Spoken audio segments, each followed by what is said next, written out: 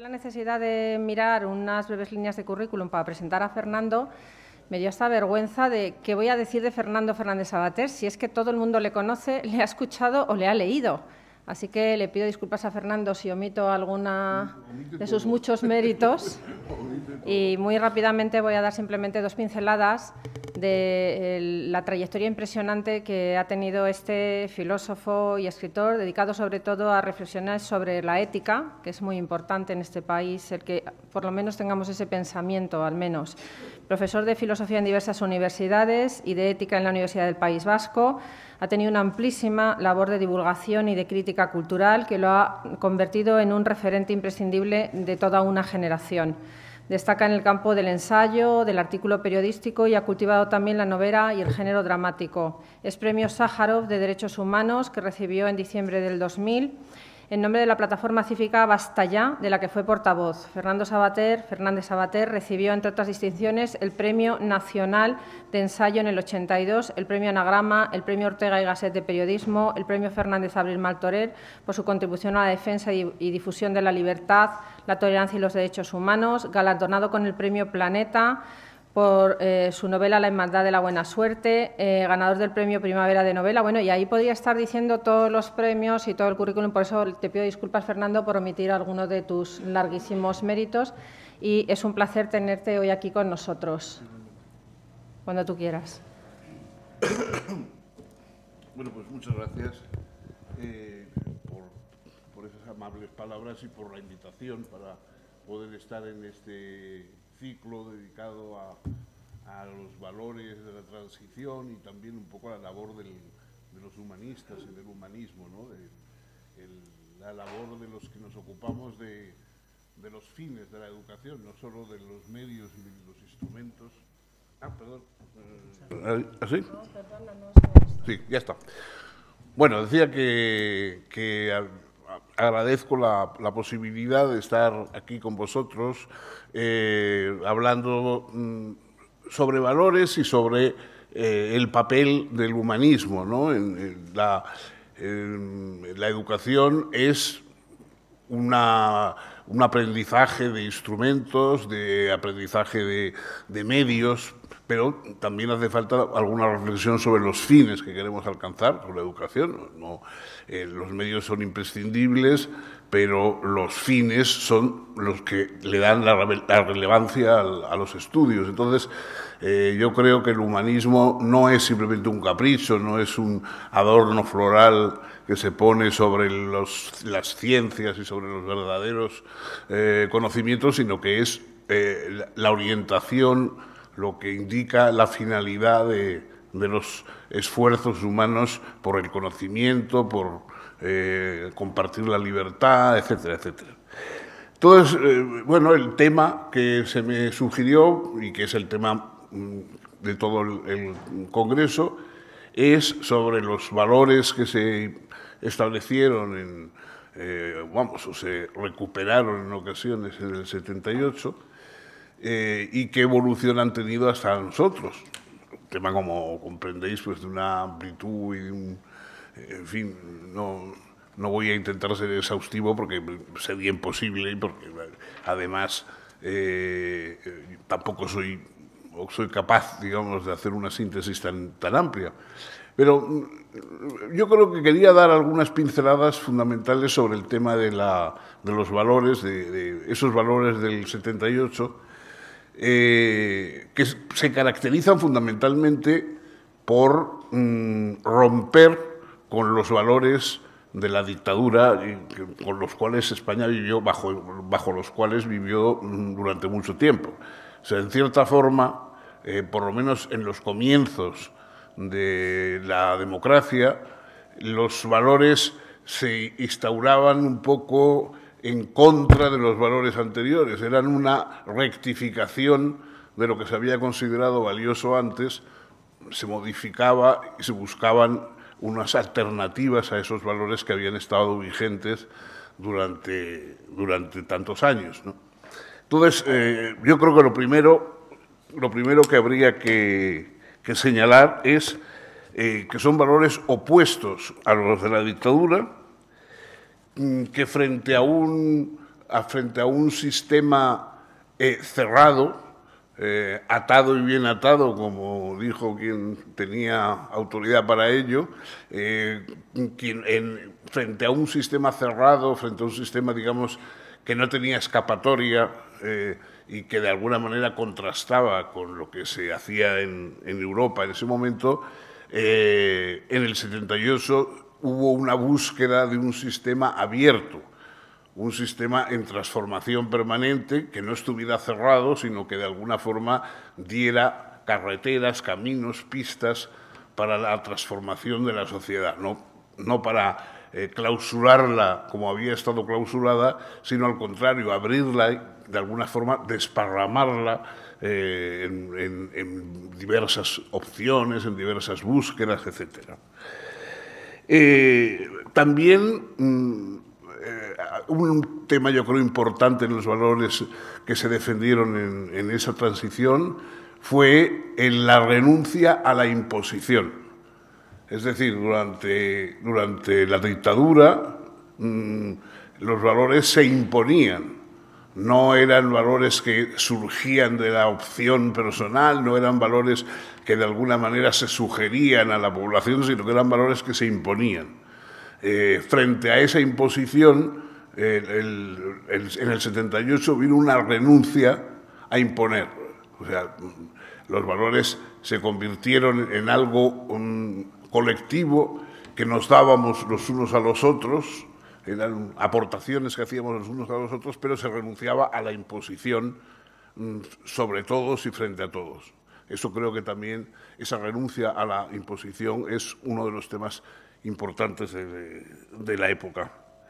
Por supuesto, la libertad frente a lo que había sido censura, restricción, pues libertad de palabra, libertad de culto, libertad de ideología.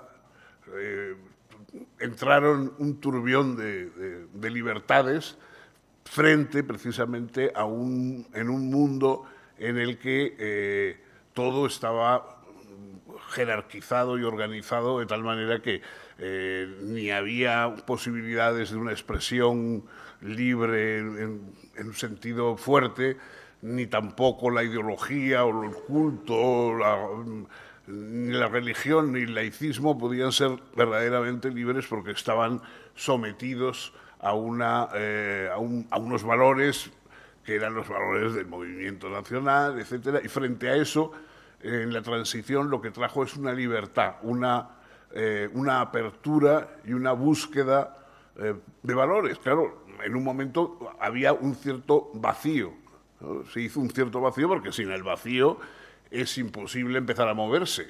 Es decir, donde no hay vacío no se puede uno mover, por lo tanto, había para poder avanzar o de alguna manera cambiar en el sentido de los valores, había que crear un vacío, y ese vacío se creó con cierto vértigo para algunos, ¿no? Era una sensación un poco vertiginosa, ese vacío en el cual se daban las libertades y de la expresión, de las ideologías, etcétera, etcétera. Había un respeto democrático, se introdujo un respeto democrático incluso para los abusos antidemocráticos. O sea, hubo una actitud tan respetuosa de las opciones variadas y de los enfoques distintos, etcétera, etcétera, que se puede decir que incluso lo que encerraba abusos antidemocráticos, o que con el tiempo se fue viendo que eran sugerencias de abusos que se iban a volver contra la propia democracia, por ejemplo, en el tema del separatismo, etcétera, en principio hubo un respeto total, ¿no? ante todos los planteamientos.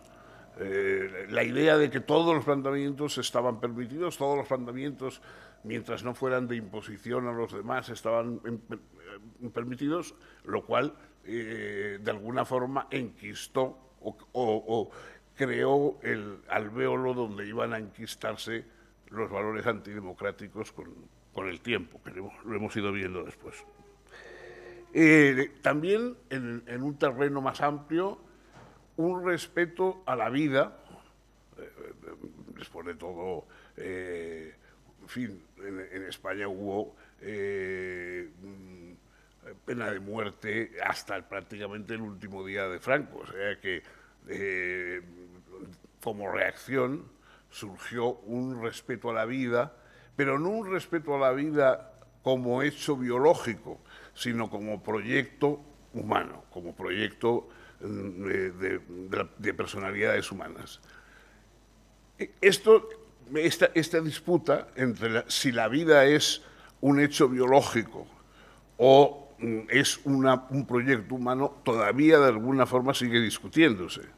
O sea, en principio el respeto era a la vida, pero había quien entendía la vida en el sentido biológico del término y, por lo tanto, lo que se negaba es cualquier atentado a la vida desde su concepción hasta la muerte. La vida se respetaba siempre como hecho biológico puro, y otros que decían que la vida era un proyecto humano y que por lo tanto tenía que tener unas categorías de voluntariedad, de reflexión, de elección, etcétera, y que sin eso la vida no era verdadera vida. O sea, una vida sin posibilidad de elección, sin posibilidad de proyecto, etcétera, como simple latir de un corazón que palpita, eso, pues bueno, eso no es vida en el sentido en que se tenía por tal, ¿no? Hubo una tendencia evidente a los valores considerados de alguna manera de izquierdas, ¿no? La transición, claro, eso es lógico, después de una larga dictadura de derechas. Digamos, yo creo que no se podría hablar de un totalitarismo en el sentido que lo hubo en Alemania o en Italia, pero sí de un autoritarismo que evidentemente era de planteamientos derechistas, tradicionalistas, trascendentalistas, contra los cuales reaccionó de alguna manera los valores del 78. O sea, en el 78 hubo un énfasis en valores considerados tradicionalmente de izquierda, antiliberales, antitrascendentalistas, contrarios, digamos, a la tradición o al puro respeto a las formas tradicionales. Hubo un giro hacia la derecha que evidentemente con el tiempo se ha ido de alguna forma modificando, para escándalo un poco de algunos, valores que no están encuadrados en el ideario tradicional de la izquierda, hoy están en nuestro entorno, están recuperando fuerza.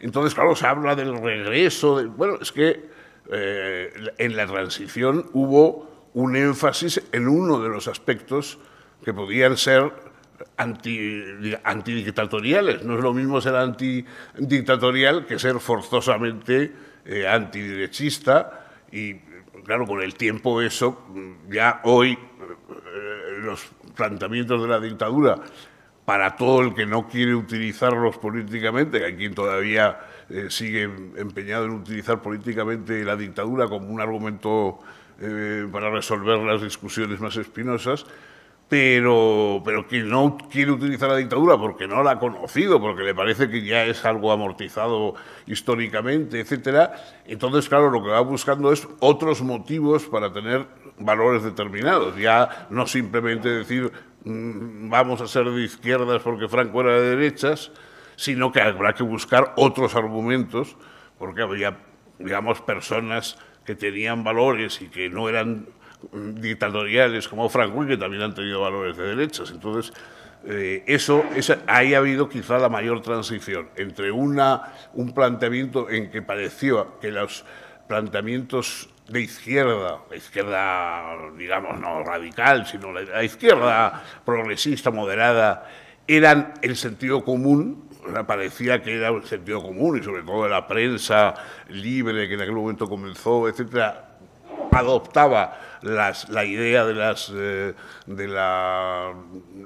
ideas de izquierda como, de alguna forma, lo que había que pensar, lo lógico, el sentido común, y claro, eso ha ido, de alguna manera, pues cambiando, ¿no? O sea, ya no es tan de sentido común, sino que hace falta alguna argumentación más sólida, o simplemente hay gente que no cree que el sentido común suyo coincida con ese sentido común de la comunidad en los primeros años de la transición.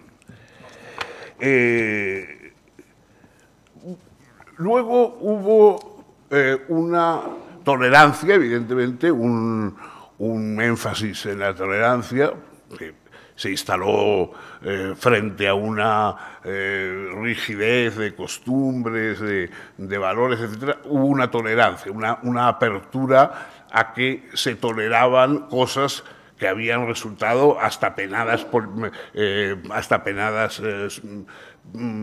políticamente, penalmente, y bueno, pues hoy se cambió todo a una actitud tolerante en la que se asumían los valores, se respetaban todas las actitudes, las estéticas, eróticas, etcétera, pero de alguna manera hubo una cierta confusión que todavía hoy yo creo que no solamente no ha desaparecido, sino que se ha acentuado, que es digamos, la obligación de admirar lo que se tolera. O sea, una cosa es tolerar unas actitudes que uno no tiene obligación de compartir, ni tiene obligación de considerar admirables, sino simplemente que como se dan y como son fruto de la libertad de otras personas, uno se abstiene de censurarlas, las tolera, pero evidentemente no es obligatorio el considerarlas excelentes sin admirarlas. En cambio, hoy se da un poco ese esfuerzo, digamos, porque todo lo que se tolera debe ser admirado, no basta con tolerar, hay que admirar, hay que ensalzar, hay que considerar, digamos, mucho mejor lo que se tolera, que antes no fue reprimido, ya no se reprime, pero ahora no solamente no se reprime, sino que hay que considerarlo como algo extraordinariamente positivo, bueno, etcétera, ¿no? Entonces eso, yo creo que eso es un dilema que se ha ido aumentando con el tiempo. O sea, hoy, por ejemplo, lo vemos constantemente, no digamos estos días en que va a haber la manifestación del orgullo gay, etcétera. La misma idea de que de alguna forma pasemos de lo que se censuraba y se prohibía de una manera autoritaria, hoy se convierte en algo que hay que enorgullecerse de ello y que positivamente hay que convertir en algo admirable y algo que hay que elogiar. O sea, una palabra en contra de eso significa inmediatamente que uno se pone del lado de la más negra reacción, ¿no? Eso es un cambio importante, o sea, de la intolerancia a una tolerancia, pero que acompañada de la obligación de admirar lo que se tolera, cosa que en principio no es obligatorio que la tolerancia tenga ese paso más allá, que es no solamente tolerar, sino ensalzar. Eso no es obligatorio. Se tolera y luego habrá quien lo considere admirable lo tolerado y otros que lo consideren, pues, simplemente una variante del mundo que uno no comparte, ¿no? Bueno, luego ha habido también, y eso se nota mucho en la educación, pero en otros aspectos también, una hipertrofia de lo ideológico frente a valores más objetivistas, científicos, etcétera. Eso es algo que evidentemente atañe especialmente a los humanistas, ¿no? yo creo que es importante que no solamente haya unos planteamientos cientificistas, sino que también se reflexione sobre los fines, como decía algo, sobre los fines y los objetivos de la educación, etcétera. Pero parece que en nuestro país, y eso desde la transición yo creo que se ha ido acentuando incluso, hay un predominio ideológico. La educación se convierte sobre todo en un asunto ideológico mucho más que en un asunto científico. Disparates como la ley trans, y que suponen que el sexo es parte de una autodeterminación voluntaria en que uno elige el sexo que quiere tener, o la estatura que quiere medir, o en fin, los años que quiere cumplir, esa especie de voluntarismo que renuncia a la objetividad, a la biología, etcétera, es un exceso, efectivamente, ideológico que, bueno, los países un poco más respetuosos de los valores científicos ni siquiera entienden, ¿no? Es evidente que una cosa es considerar que el objetivismo científico no brinda objetivos a la vida, sino simplemente medios para conseguir objetivos que vienen de otro lado, de otras fuentes de valoración, y lo más, digamos, contrario a la educación es educar solo para la ideología, no educar para los conocimientos o las destrezas científicas, a la objetividad, etcétera, sino simplemente a valores sometidos solo a la aprobación ideológica del ministerio de turno, del gobierno de turno. Yo creo que eso empezó más o menos como una reacción ante la educación ideologizada, por supuesto, que se daba en el franquismo. Recuerden ustedes aquel libro, El Florido Pensil, que era fue una reflexión, digamos, sobre la ideologización de la educación en España. En fin, como los que la hemos vivido no necesitamos que nos lo recuerden. Pero la reacción frente a eso fue limpiar la educación de esa hiperideologización, pero con el tiempo hemos visto que vuelve la ideologización. Es decir, que realmente hoy las batallas educativas son mucho más batallas por la ideologización de la educación que por los valores objetivos de la educación misma. O sea, hoy se renuncia, se sacrifican los valores de la educación objetivos para subjetivizarlos en una ideología que es lo que hay que transmitir. Hay que transmitir ideología y no conocimiento científico. Bueno, eso creo que es algo que empezó siendo una reacción contra otra ideologización existente, pero con el tiempo se ha convertido en una ideologización quizá por considerarse positiva, etcétera, pues más peligrosa todavía que la otra. Hay una desconfianza generalizada casi desde el comienzo de la transición a la idea de España. O sea, la idea de España es verdad que hipermanejada de manera ampulosa y declamatoria en la dictadura, ¿no?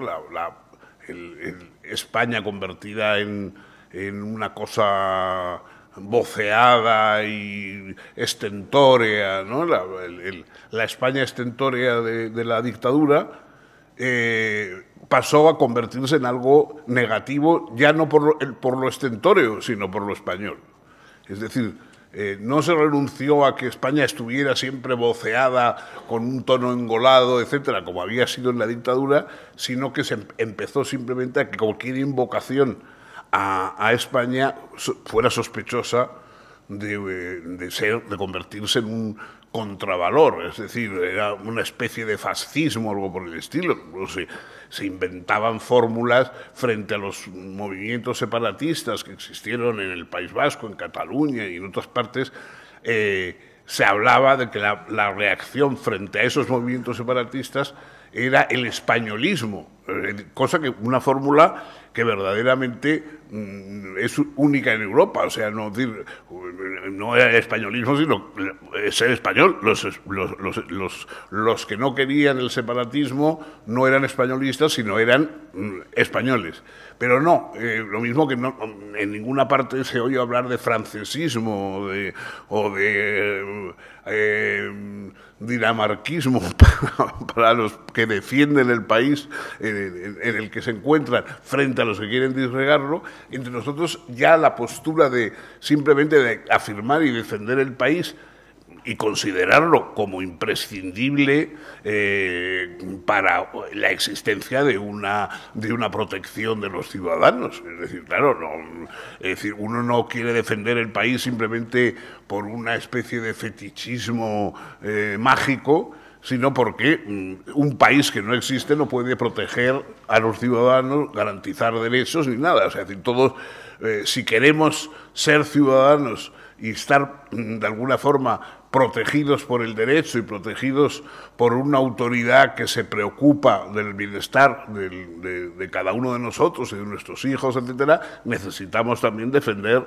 la ciudadanía dentro del país y el país, por tanto, que justifica y posibilita la ciudadanía. Pero claro, si España es algo negativo, si hablar de España en ciertos lugares, en este momento en nuestro país, hay lugares en que la invocación a España está, de hecho, forcluida, evitada. O sea, en el País Vasco o en Cataluña, etcétera, simplemente es que no se puede invocar ese término, no se puede decir, bueno, esto puede ser positivo para aquí, para esta región, pero no es positivo para el conjunto del país.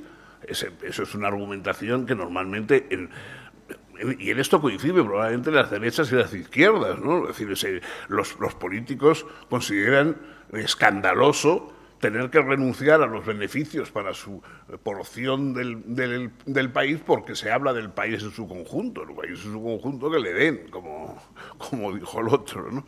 O sea, no hay verdaderamente un peso, no se considera que la existencia de un país democrático es un valor. Se considera que es una amenaza para las identidades que se caracterizan porque no se pueden compartir. Es decir, lo bueno desde el punto de vista identitario, etnicista, etcétera, es que las identidades no se pueden compartir porque las tienen solo los que han nacido en un sitio determinado o incluso los que tienen una ideología determinada dentro de ese sitio. Pero son identidades excluyentes, es decir, tú eres vasco porque no eres español, o tú eres catalán porque no eres español. Entonces, cuando se dice que el españolismo o la reivindicación de España es también una forma de nacionalismo, habría que decir, bueno, es un nacionalismo, pero incluyente. Es decir, lo que dice el nacionalismo, si es que consideramos así español, es que son españoles los vascos, los catalanes, los andaluces, etcétera. No que solo son españoles un tipo, una región, una porción, digamos, de los ciudadanos que conviven. Mientras que cada una de las identidades es excluyente porque solo al reivindicar la importancia de un grupo dentro de un conjunto tiene que minusvalorar la importancia del conjunto. De alguna manera se realza una identidad parcial por la vía del descrédito de la identidad total que incluye a todos los contrastes de ciudadanos y además se reivindica un pluralismo en el país que en cambio dentro de cada una de esas identidades regionales no se da. O sea, en la identidad regional, para ser vasco, catalán, etcétera, hay que cumplir unos requisitos excluyentes y que de alguna forma hiperbolizan la afiliación a ese grupo y en cambio en el conjunto de España se pide un pluralismo, pero un pluralismo de identidades cerradas, no un pluralismo de ciudadanos, que evidentemente es el verdadero pluralismo en una democracia, Una democracia está hecha de ciudadanos, no de identidades territoriales diferentes. Pero claro, el potenciar la identidad territorial por el descrédito de la unidad general del país lleva a eso, a convertir una democracia de identidades y no una democracia de ciudadanos, que es en lo que vivimos ahora. Es decir, ahora vivimos en una democracia en que lo que potencia es las identidades y considera pluralismo, es decir, ¿usted de qué identidad quiere ser? Pero la identidad, en cambio, de la ciudadanía española, es decir, el hecho de considerar que yo, que he nacido en San Sebastián, soy tan ciudadano de Sevilla o de Lugo como de San Sebastián, eso es un escándalo. O sea, yo tengo que ser ciudadano de donde soy, de donde he nacido, siervo de la gleba, ¿no? Soy siervo de la gleba porque he nacido en un sitio y ahí estoy esclavizado para hacer allí. Y eso se ve, esa esclavización se ve como una libertad. Es decir, hay gente que lo ve como la libertad de los pueblos, lo que es contrario a la libertad de los ciudadanos. Es decir, casi todo lo que es bueno para el pueblo es malo para el ciudadano. Eso es una de estas normas que es evidente, pero que, claro, no se puede decir, porque es decir, hay que decir que lo bueno es el pueblo. Pues no, lo bueno es el ciudadano, con sus defectos, con sus contradicciones, pero con su humanidad también. O sea, los pueblos son entidades extrahumanas, suprahumanas pero extrahumanas, mientras que los ciudadanos son entidades humanas. Y por lo tanto es eso de alguna manera lo que tenemos que ser fiel. Si queremos ser fiel al humanismo, hay que ser fiel al ciudadano, no fiel al pueblo. Bueno, luego se dio desde el comienzo también de la transición una relativización de la verdad en política.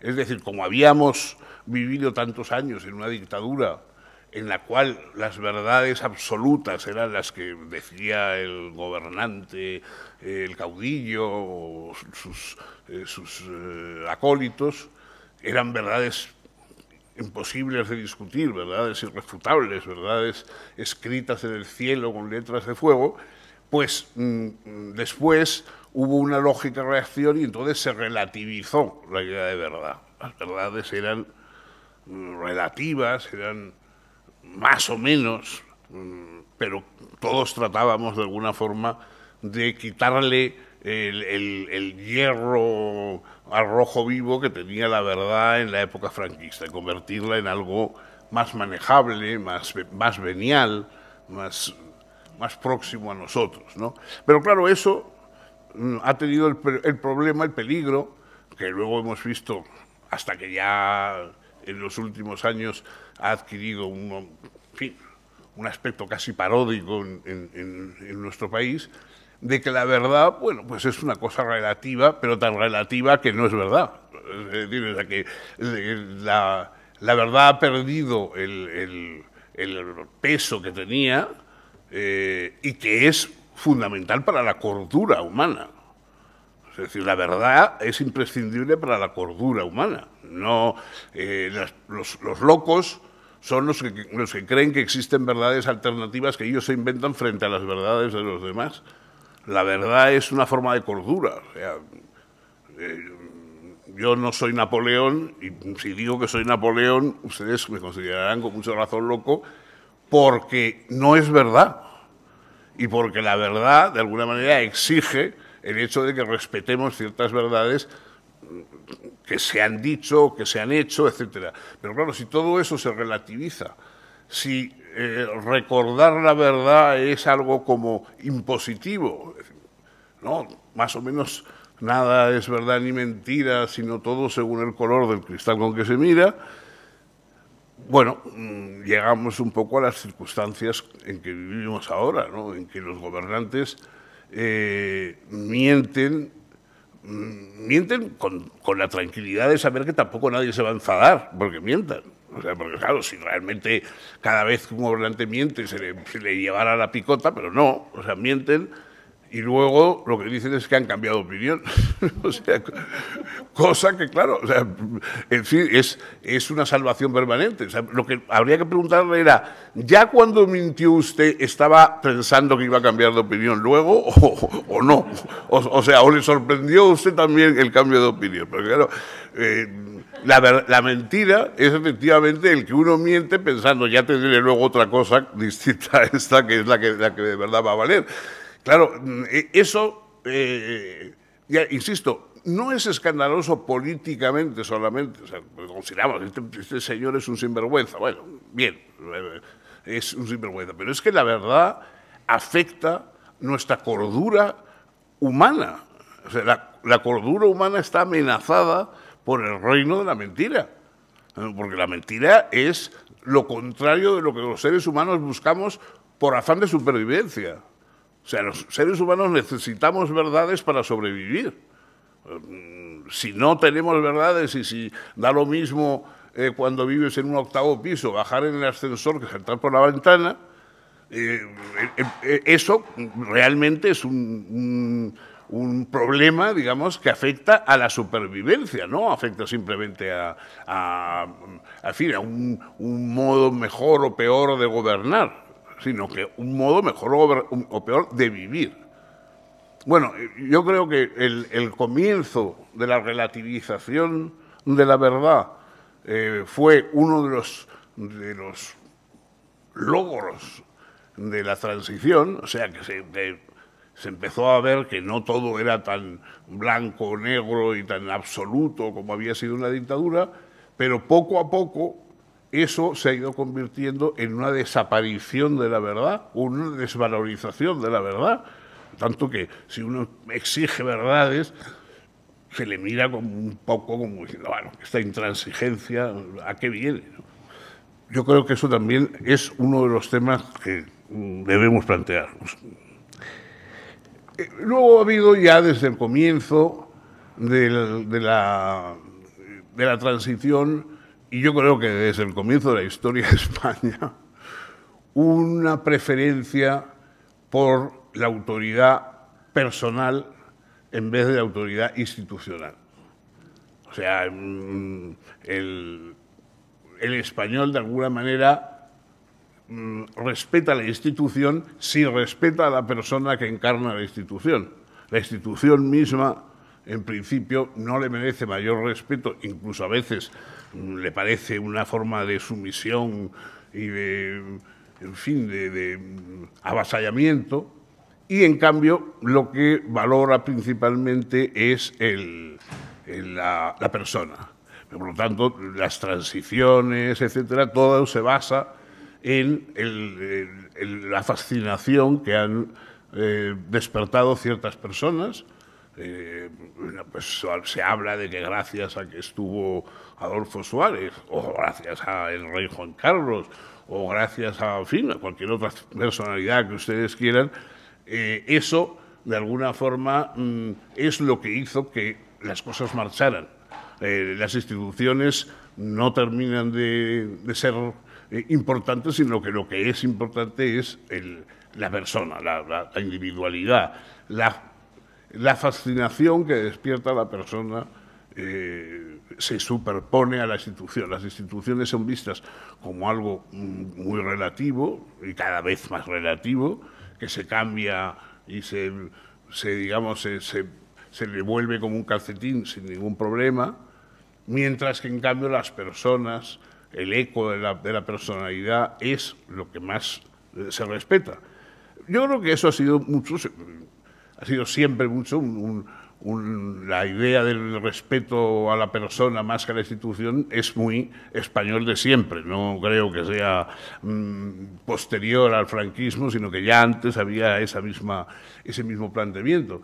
Pero con el tiempo se ha ido agudizando, porque los fallos, etcétera, se atribuyen siempre a que la institución no funciona porque la persona las personas son las que no hacen funcionar bien la institución o las que no sustituyen a las instituciones.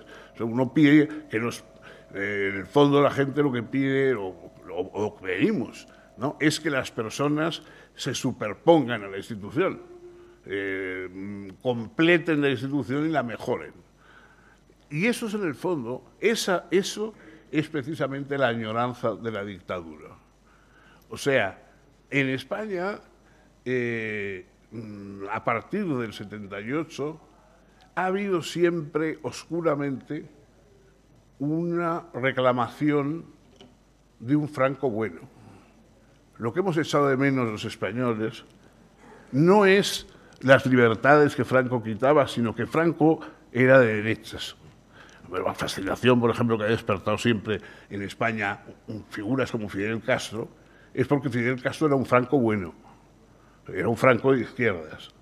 Entonces, todavía hay mucha gente que lo que piensa no es que hagan falta las libertades, y etcétera, sino que lo que hace falta es un Franco bueno, un Franco que de alguna manera salte las instituciones como se las pudo saltar Franco, pero con la intención de un gobierno de izquierdas, de conquistar los cielos y de todas estas cosas tan estupendas, ¿no?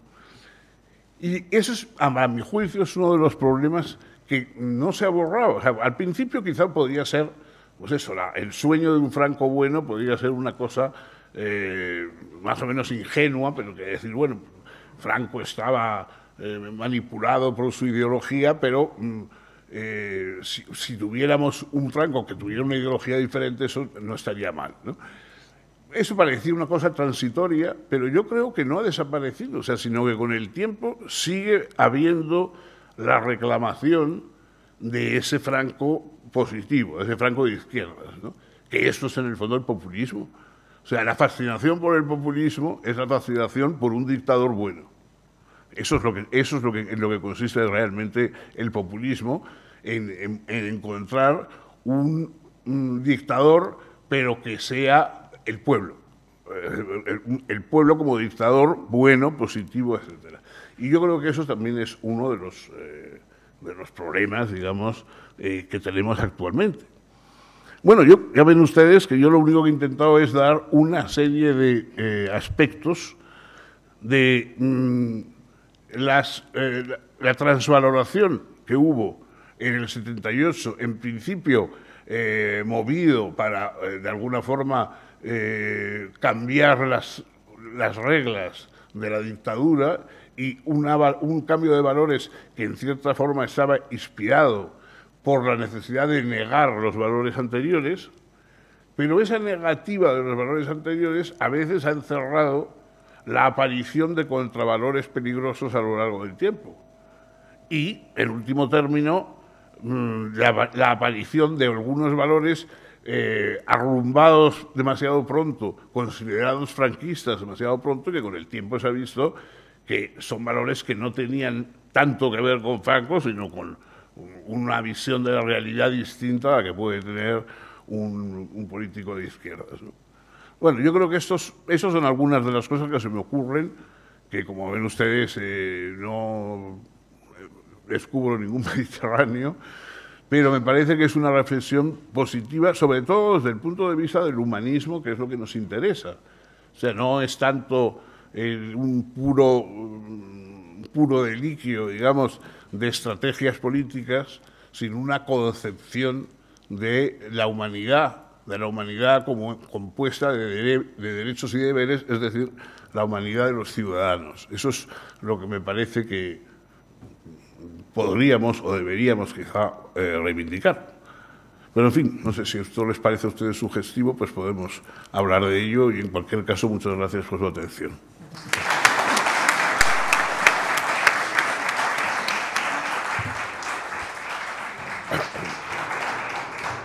Pues pasamos al debate. Quien quiera pedir la palabra, que levante la mano y se la pasa en el micrófono.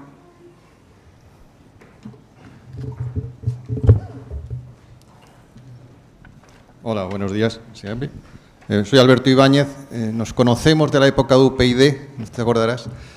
Coordinamos ese libro a favor de España, El coste de la ruptura. Y bueno, estoy encantado de haberte escuchado. Quería hacerte unas preguntas, bueno, dos, porque me has sugerido otra al final. Una es sobre los valores que la transición impuso, o se impusieron, no se sabe bien por quién, por la puerta de atrás. Voy a poner unos ejemplos. Bueno, te llamo de tú porque te conozco, pero el tuísmo, el acabar con el usted, que no es un valor democrático. Están los franceses, los alemanes, prácticamente toda Europa trata de usted a la persona mayor, al que no conoce. Pero con la democracia ese objetivo de ir muy rápido, pues acabó con el usted. No sé qué implicaciones tuvo. Otro, la tolerancia al ruido. Por ejemplo, pasamos de la España de la siesta a la España de la fiesta, ¿no? En muy poco tiempo también. Dice Muñoz Molina que es que porque los ayuntamientos tenían que ofrecer a la gente felicidad después de la dictadura y no tenían más cosa que la fiesta, ¿no? Pero son valores, como digo, como eso que estabas diciendo tú, esa ética por oposición. Todo lo que venía de franquismo era malo, fuera de Franco o no, que eran valores de la sociedad española, una sociedad pues normalizada en muchas cosas con otras sociedades de nuestro entorno. Otro que tú has tratado en tus libros es el cuestionamiento de la autoridad en la familia y en la escuela. Es verdad que mi madre llamaba de usted a su padre, pero del llamar de tú a tu padre a llamarle oye colega, o ¿qué pasa macho? Pues va un tránsito, ¿no? Entonces, de esa autoridad del padre hemos pasado al maltrato a los padres. Un cambio cultural por la puerta de atrás que nadie ha votado en Cortes, creo que yo. Y en la escuela al maestro pues se le desprecia, ¿no? Tú mismo has dicho que no hay educación sin oposición a la autoridad. Y por lo tanto, ¿qué opinas? Es decir, esa ética, de una ética del límite rígido a una ética sin límites, ¿no? O sea, que quizás nos hemos perdido algo en el camino, ¿no? Porque la ética democrática es la ética que consensúa los límites, pero hay límites, ¿no? Esta es la primera pregunta. Y la segunda, como has hablado del Franco bueno, yo llevo teniendo una reflexión en los últimos años, sobre todo desde que aparece Podemos, que en España realmente no hay antifranquistas. Lo que hay es gente que tiene mucha rabia porque Franco no fuera de los suyos. Pero no cuestiona casi nada de lo que hizo Franco, salvo el tema del catolicismo y tal, pero ni siquiera le molesta mucho que las víctimas, el problema es que las víctimas fueran de su bando, si hubieran sido del otro no hubiera molestado, ¿no? Y la prueba es que el programa probablemente más falangista que tenemos en estos momentos es el programa de Podemos. Entonces, bueno, también una reflexión sobre ese tema. Gracias.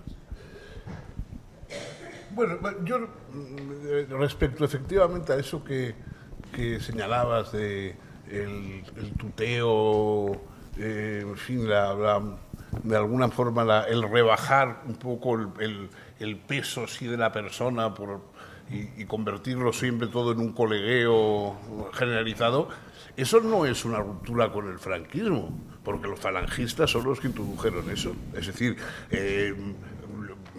el franquismo ha desaparecido, pero el falangismo goza de una buena salud extraordinaria. Es decir, la mitad de la ideología de Podemos es la ideología de Falange. Es decir, el falangismo no solamente no ha desaparecido, sino que se ha reforzado con el tiempo. Y entonces, el tuteo, la idea, por ejemplo, de que uno cuando va al Parlamento puede ir en camiseta, en chanclas, en fin, con un niño colgado del pezón y cosas por el estilo, todo eso no es un acercamiento del Parlamento al pueblo, sino que es simplemente un intento de que desaparezca la jerarquía que tenía el Parlamento como representación de una voluntad que no era capricho.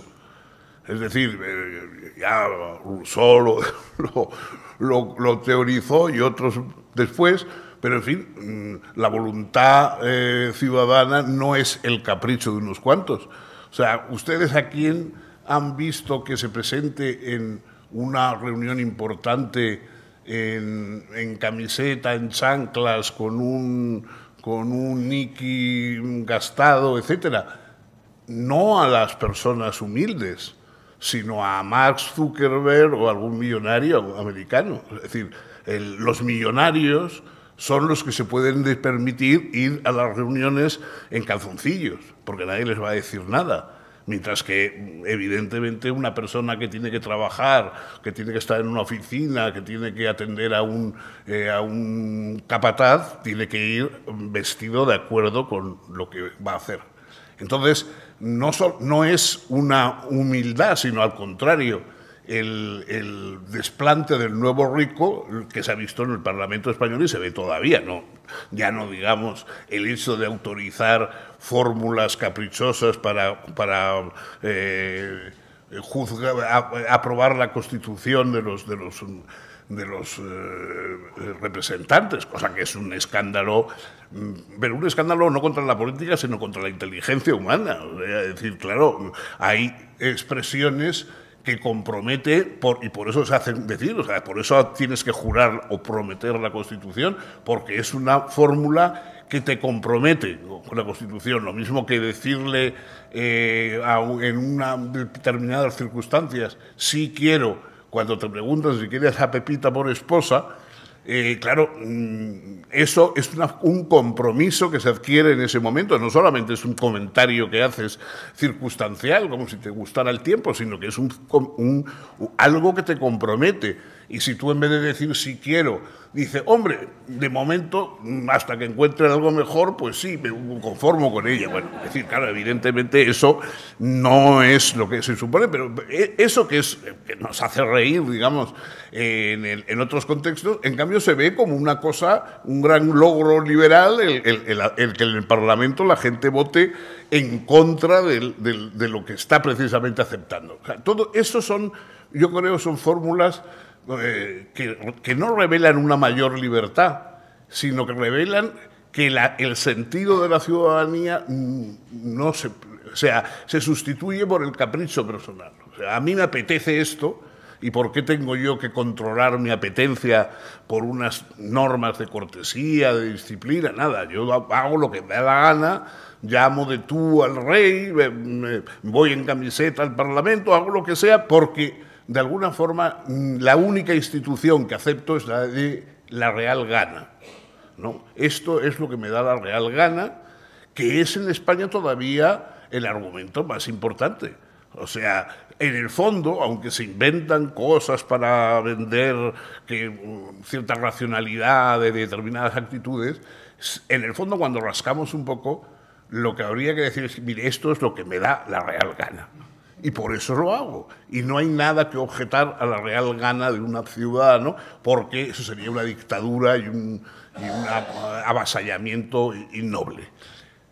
Entonces yo creo que, bueno, que eso es lo que hay. O sea, es decir, esa sustitución de las instituciones por la real gana, que, insisto, tiene mucho que ver con el falangismo y con la España alegre y faldicorta de los falangistas, que es la que le gusta a todo el mundo, o sea, es decir, lo que le gusta a todo el mundo, ¿no? Y bueno, por supuesto, pues las fiestas y las celebraciones, bueno, es normal porque somos un país bastante festivo, y no creo, eso no es obligatorio, salvo que ese gusto festivo borre los otros gustos que tiene que tener un ciudadano. O sea, que los ciudadanos se diviertan, a mí me parece muy bien, y yo procuro divertirme todo lo que puedo, pero sin perder de vista que hay momentos en que eso no se puede prolongar. Lo mismo que pasa en la educación. En la educación, de vez en cuando a los niños, a los neófitos, bueno, pues está bien educarles con cierta flexibilidad, introduciendo alguna broma, sentido del humor, pero la educación no es un juego, o sea, nadie aprende nada jugando, eso es una idiotez, es decir, se aprende trabajando, porque la educación no es educar para que los niños sigan siendo niños eternamente, sino para que sean adultos. Entonces hoy la educación está enfocada en que los niños sigan siendo niños. Cosa que, claro, como los niños una vez que dejen de ser niños no van a encontrar trabajo, mejor que sigan siendo niños todo el tiempo que puedan, que así no dan la lata. Pero la educación no es educar para ser niños, sino educar para ser adulto. Y por lo tanto no se puede educar jugando, porque jugando es lo que hacen los niños que no se educan. Hay que educarles y luego, por supuesto, se puede jugar o se puede... Bueno, insisto, todas estas cosas... claro, los valores tienen varios aspectos, son aspectos contradictorios. O sea, Yo todavía he sido alumno en un colegio en el que a los alumnos nos llamaban de usted, pero aunque fuéramos de parvulitos, el profesor nos llamaba de usted, cosa que hoy parecería que te están tomando el pelo, vamos, una cosa así. Cuando entré en la universidad, el catedrático entraba el hombre delante con un aspecto orgulloso y detrás iba el asistente con la cartera del catedrático. No le faltaba que ponérsela encima como si fuera un negro de una expedición, un safari, ¿no? Entonces, bueno, todo eso ya ha desaparecido de tal modo que hoy bueno, ya cuando yo empecé a dar clase, a mí todavía el primer de los numerosos expedientes que me abrieron en la universidad, el primer expediente fue porque los alumnos me tuteaban. Cuando yo era profesor no numerario, que tenía en el fondo 3 o 4 años más que los alumnos que tenía. El tuteo casi era obligado porque es que yo era tan joven como los alumnos que tenía. Bueno, pues eso en aquel momento era un escándalo. Hoy, vamos, aunque el catedrático tenga 6 premios Nobel y sea la persona más venerada del mundo, por supuesto todos los alumnos le llamarán de tú, tío, tal, y bueno, y no hay otra cosa, ¿no?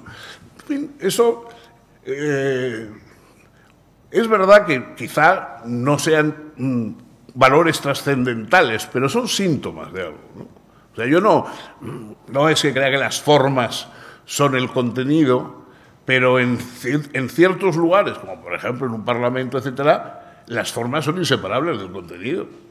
No puede haber un contenido separado de las formas en un parlamento. En una taberna, bueno, pero en un parlamento no.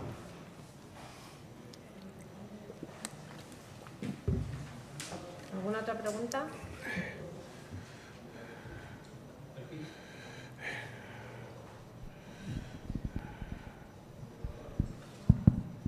Muchas gracias por su exposición. ¿Se me oye? Sí, sí. ¿Se oye? Sí, sí. Poco. Entonces, a ver si me coordinan. No, está abierto, está abierto. Aquí, Está aquí. abierto, sí. Muchas gracias, don Fernando, por su exposición. Usted ha apuntado un concepto que para mí es muy importante, que es el de libertad en singular de conciencia. Entonces, yo observo en el común de donde me muevo en sociedad que cuando la libertad de conciencia se absolutiza, se lleva al máximo de respeto y de tolerancia, queda dañado un concepto que para mí también es muy importante, que es la libertad de las conciencias, en plural. Es lo que yo le quería señalar. ¿Qué piensa usted acerca de eso? No lo entiendo. Sí, sinceramente, voy a explicar. no lo entiendo. Si yo en un foro como este, o en un foro de amigos, me expreso como creyente de una determinada religión, puede ser que un señor, en uso de su libertad de conciencia, dice: oye, aquí cada uno piensa lo que quiera, así que no nos impongas tu religión. Eso se sufre. No, pero es que, bueno, no sé, la reacción de ese señor que dice que no impongan es un poco absurda, porque si el otro señor dice yo creo esto, no estoy imponiéndoselo a nadie, sino simplemente estoy informando a la gente de que yo creo eso. Entonces eso no tiene ninguna imposición. Entonces un señor que diga, oiga, a mí no me diga usted lo que creo, ¿no? Pues, en fin, yo simplemente se lo digo como una información de lo que creo, pero eso no viola la conciencia de nadie, salvo que tú digas, y yo creo eso, y es obligatorio que todos ustedes asientan con la cabeza cuando yo digo lo que creo, pero fuera de eso no veo ninguna razón en eso que usted dice. Muchas gracias. ¿Alguna otra pregunta que quieran hacer? ¿No? Pues le vamos a dar un aplauso enorme a Fernando. Bueno. Agradeciéndole muchísimo su intervención. Muchas gracias, Fernando. Bueno, pues.